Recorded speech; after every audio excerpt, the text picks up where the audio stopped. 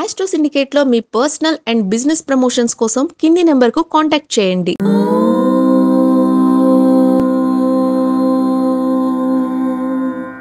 ఓం శ్రీ గురుభ్యో నమః. హరి ఓం.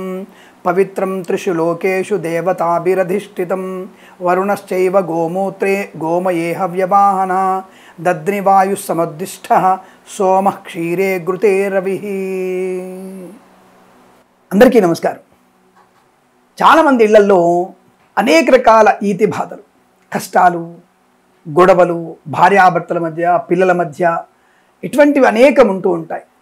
కాబట్టి మన ఇళ్లలో చాలా పూజలు పునస్కారాలు చేసుకోవాలి, హోమాలు చేయాలంగానే అబ్బో డబ్బు ఖర్చు ఎక్కువండి, ఇదంతా కూడా సాధ్యం కాదు మనకి, ఇక మన వల్ల కాదులే అంటే కిరణ్ శర్మ పూజలు అంటాడు, హోమాలు అంటాడు, యాగాలు అంటాడు, దానికి 2 లక్షలు అంటాడు, 3 లక్షలు అంటాడు, అవే ఉంటే ఈ ఇబ్బందులు ఎందుకు అనేటువంటి వాళ్ళు కూడా ఎక్కువగా ఉన్నారు. కనుక మన శాస్త్రంలో నువ్వు ఆచరించబడేటువంటి కార్యాలు, మీ చేత చేయబడేటువంటి దాన ధర్మాదులు కూడా చాలా ఉంటాయి. ముఖ్యంగా ఇళ్లలో ప్రతి ఇంట్లో కూడా ఇబ్బందులు ఉంటాయి. వేద పండితులలో ఇబ్బందులు ఉంటాయి, సన్యాసులలో కూడా ఇబ్బందులు ఉంటాయి, అఘోరాలలో కూడా ఇబ్బందులు ఉంటాయి, స్త్రీ అఘోర పురుష అఘోరాలలో కూడా ఇబ్బందులు ఉంటాయి. ఎందుకంటే మనుషులం కదా, కలిపురుషుడి ప్రభావం చేత ఈర్ష్య, అసూయ, ద్వేషాలు ఎక్కువగా ఉంటాయి. కాబట్టి మా మధ్య మేము ఒక స్వామీజీ గౌరవానికి వెళ్ళాం. స్వామీజీ చాలా అందరిలో బిజీగా ఉన్నారు పాపం. మేము కూడా దంపతులు మా ఇద్దరు వెళ్ళాం. వెళ్ళగానే ముందు మీరు కాదు, తర్వాత పక్కకి వెళ్ళండి, మీరు పక్కకి వెళ్ళండి, తర్వాత మీరు అన్నట్టుగా ఒక రకంగా కసిరించినట్టుగా మాట్లాడినప్పుడు కొద్ది మనసుకి బాధ కలుగుతుంది. అలా మా ఆవిడ కానీ మా కూతురు కానీ చాలా బాధపడ్డారు. అయ్యో ఇలా అన్నాడేంటి, కొంగు జాచి ఏదన్నా ఫలమిత్రం అనుకుంటే పక్కకి వెళ్ళండి మీరు అన్నట్టుగా అన్నప్పుడు ఆయనకి రాగద్వేషాలకు అతీతంగా ఉన్నట్ట.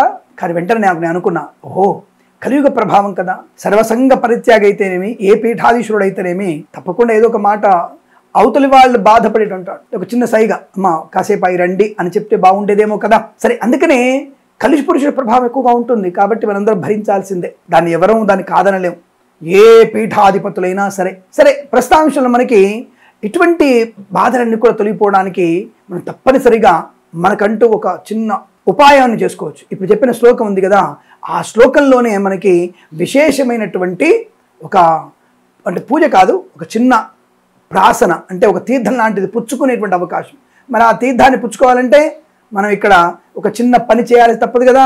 మరి ఏం పని చేయాలి? ఆ శ్లోకంలో చెప్పినట్టుగానే ఒక మంచి ఇత్తడి బిందె కానీ, అంటే కళాయి ఉన్నటువంటి ఇత్తడి చిన్న గిన్నె కానీ, మనకి స్టీల్ గిన్నె వద్దు, వెండి గిన్నె ఉంటే చిన్న వెండి గిన్నె, చిన్నదైనా సరే, కాసిన చిన్న బుడ్డికి మన పిల్లలకి అన్నం పెడతాం చిన్నప్పుడు పాలన్నం, అటువంటి గిన్నె సరే, లేదు మట్టి మూకుళ్ళు అయినా సరే, మట్టి మూకుళ్ళలో ఈ పదార్థాలని పెట్టుకుంటే అవి స్వీకరిస్తే మనకి చాలా విశేషమైనటువంటి పరిణామాలు ఉంటాయి.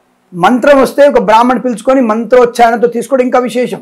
మళ్ళీ బ్రాహ్మణ్ పిలిస్తే మన డబ్బులు ఇవ్వాలనుకుంటే మనకు మనమే చేసుకోవచ్చు. కానీ దానికి కాస్త దర్భలు కావాలి, అలాగే 5 పదార్థాలు కావాలి. దర్భ ఒకటి కావాలి. దర్భని ఒక తాళ్ళలాగా కట్టి, మనకు నారతాళ్ళగా కట్టి చిలకడానికి వీలుగా ఉన్నటువంటి దర్భల్ని ఒక కట్టలా కట్టుకొని రెడీగా పెట్టుకోండి.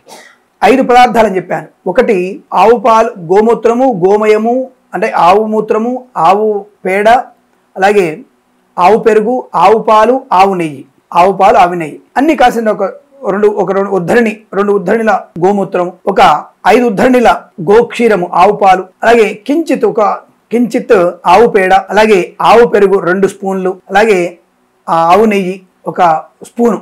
ఇవన్నీ కూడా ఆవు పాలు, ఆవు నెయ్యి, ఆవు పెరుగు, ఆవు పేడ, ఆవు మూత్రం, ఈ 5 పదార్థాన్ని కలిపి మనము మీకు నచ్చినటువంటి శ్లోకాన్ని స్మరణ చేస్తూ నారాయణ మంత్రం కానీ, శివపంచాక్షరి మంత్రం కానీ, శివపంచాక్షరి మంత్రంలో మరి తప్పకుండా మీరు శివాయ నమః అనుకోవాలి, శివాయ నమః. అలాగే నారాయణ మంత్రంలో నారాయణ నమో భగవతే వాసుదేవాయ అన్న మంత్రంతో అమ్మవారిని, మీకు లలితపారాయణ ఏది రాదు అక్కడ లలితాపారాయణ శ్లోకం పెట్టి, విష్ణు సహస్రనామ స్తోత్రం పెట్టి, ఆ యొక్క మధ్యలో తూర్పు ముఖంగా, మీ ముఖం తూర్పుగా ఉంటూ ఆ యొక్క గిన్నెలో, వెండి గిన్నెలో కానీ, మట్టి మూకుల్లో కానీ ఆ పదార్థాలు 5 వేసి వాటిని చిలుకుతూ ఉండండి. ఇంతకు ఏమేమి ఉంటుందో ఆ యొక్క పదార్థాల్లో అంటే, ఆవు మూత్రంలో వరుణదేవుడు ఉంటాడు, గోమూత్రంలో వరుణదేవుడు ఉంటాడు, గోమయంలో అగ్నిదేవుడు ఉంటాడు, గోక్షీరంలో సోముడు ఉంటాడు అంటే చంద్రుడు ఉంటాడు, ఆవు పెరుగులో వాయువు ఉంటాడు, వాయువు ఉంటుంది, అలాగే గోఘృతంలో అంటే ఆవు నెయ్యిలో రవి ఉంటాడు, రవి భగవాన్ ఉంటాడు. ఈ 5 దేవతలు మనల్ని ఆరోగ్యాన్ని, బుద్ధిని, మనలో శరీర చైతన్యాన్ని కలిగింపజేసేటువంటి ఈ 5 రకాల దేవుళ్ళు మనకి మనసులో దృఢమైన చిత్తముతో భగవంతునికి అనుగ్రహం కొరకు మనం చేసినటువంటి ధ్యానాన్ని, జపము, తపాన్ని భగవంతునికి చేరవేయుటకు సిద్ధంగా ఉంటూ మన చేయనటువంటి అనేక మలినాలని, అనేకమైనటువంటి అంటే దుష్క్రియలని నాశనం చేసి సత్కర్మలకి మనల్ని ముందుకు తీసుకెళ్ళగలిగే అవకాశం ఉంటుంది. ఈ 5 పదార్థాలని విష్ణు సహస్రనామ పారాయణంతో కానీ, లలితా పారాయణంతో కానీ, శివ పంచాక్షరి మంత్రంతో కానీ, అలాగే నా గోవింద నామస్మరణతో కానీ చిలికి మనం 10 నిమిషాలు చిలికి భగవన్ నామస్మరణతో దాన్ని ఒక చేతులు తీసుకొని 3 పర్యాయాలు ఉద్ధరణితో, ఒక ఉద్ధరణితో ఒకసారి, 2వ ఉద్ధరణితో ఒకసారి, 3వసారి ఇది తాగడం వల్ల అనేకమైనటువంటి శుభయోగాలు ఉంటాయి. ఆరోగ్యం అద్భుతంగా పనిచేస్తుంది, సువర్ణమయంగా మారుతుంది మన ఆరోగ్యం, మంచి కళ వస్తుంది. ఎప్పుడెప్పుడు చేసుకోవాలి ఇవి అంటే పౌర్ణమి కానీ, అమావాస్య రోజు కానీ, ప్రతి మాసంలో చేసుకోవచ్చు. కనీసం ఒక్కొక్క ఆయనానికి ఒకసారి, అంటే ఉత్తరాయణంలో ఒకసారి, దక్షిణాయనంలో ఒకసారి తప్పకుండా చేసే ప్రయత్నం చేయండి. అంటే కార్తీక మాసంలో ఒకసారి, మాఘ మాసంలో ఒకసారి చేసుకునే ప్రయత్నం చేస్తే మనకు అద్భుతమైనటువంటి ఆనంద యోగాలు ఖచ్చితంగా ఉంటాయి అని తెలియజేసుకుంటూ, తప్పకుండా మీరు ఇటువంటి పంచగవ్య ప్రాసన చేసుకున్నట్టయితే మీ పిల్లల్లో చురుకైనటువంటి విద్య, పెద్దల్లో చురుకైనటువంటి బుద్ధి, ధనయోగము, ఇంట్లో ఆడపిల్లలకి ఐశ్వర్యము, దీర్ఘ సుమంగళ యోగము, సంతాన శుభయోగాలు పొందుకుంటారని గర్వంగా గట్టిగా చెబుతూ ఇది చేయండి, ఆనందమైన జీవనాన్ని పొందుకోండి. శుభమస్తు, సర్వే జన సుఖినో భవంతు. ప్రేమతో మీ కిరణ్ శర్మ. ఆగండి, తప్పకుండా మన ఛానల్ని సబ్స్క్రైబ్ చేసుకున్నారు కదా, మరొక 10 మంది చేత సబ్స్క్రైబ్ చేయిస్తారని కోరుకుంటూ నమస్కారం.